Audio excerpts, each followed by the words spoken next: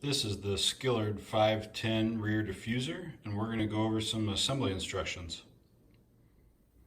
So I flipped it over and we're looking at the bottom side. When you get this, it's going to come in a few pieces.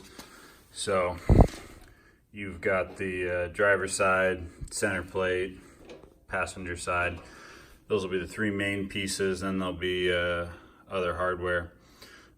So what I've done is I've taken the M5 machine screws and threaded them into the threaded inserts that are pre-installed into the panels, and just put them in loosely because this center plate can adjust back and forth. Out here on the end, I've attached the support rods. Same thing. These aren't tight, so they can adjust in the slots. This right here is a bracket. This one is tightened down all the way, and then you can see that the way the slots cross gives you adjustability. The center, once again, isn't tight. So once you get the diffuser pre-assembled to this point, then we can go start working on putting it on the car.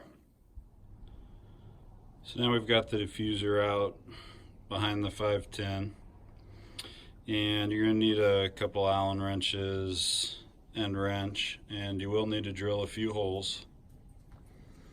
So some of the holes you're going to need to drill are going to be for attaching these, and these attach into the rear roll pan, and you can kind of have some adjustability of where you want them.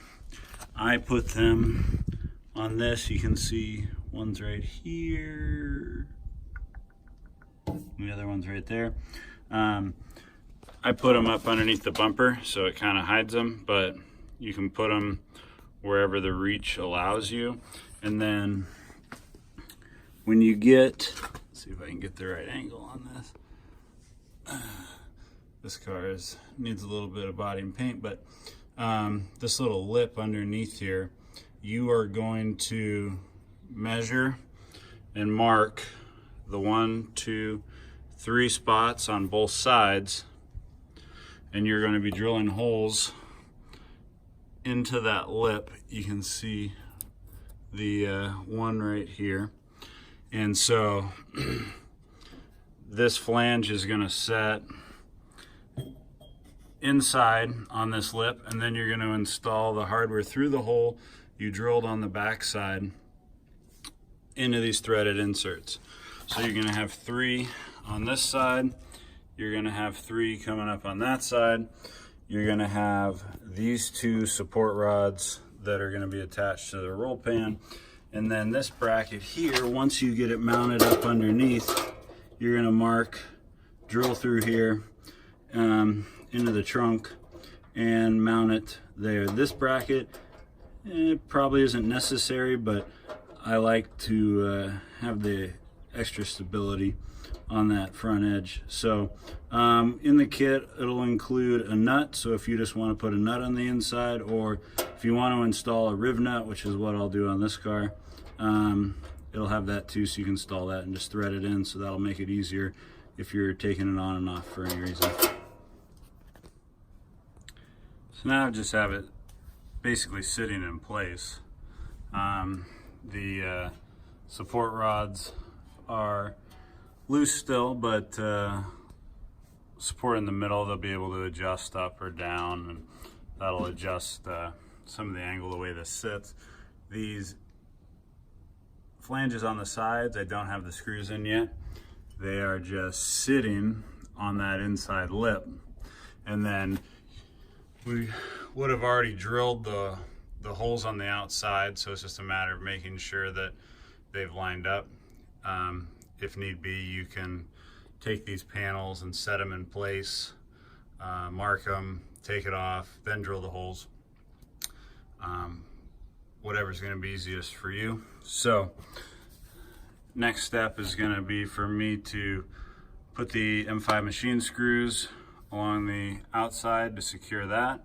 Then I'll be drilling the hole for that center bracket, mounting that, and then tighten the back and adjust the support rods in the front. And that's really all there is to it.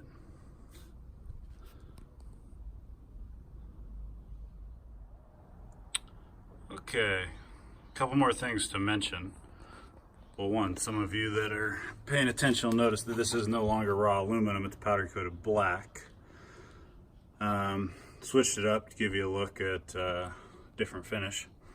But how I had mentioned before that there was 3 screws that went down the sides to put in.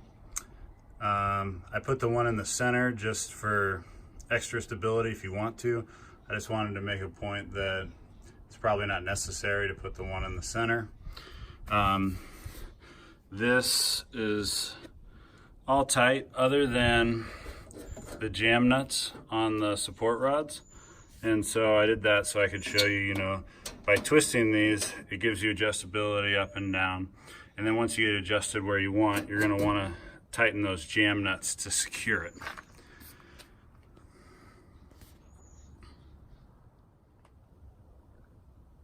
And so here it is installed. It'll look better once, you know, the car's painted and the suspension and wheels and exhaust are back in it. But I hope this at least gives you the information you need to get it installed without trouble. And as I'll try to show, let's see if I can. I mean, the whole car is rocking on the lift when I try to pull down on this, so you can see it's nice and secure. These are available from Skillard.com.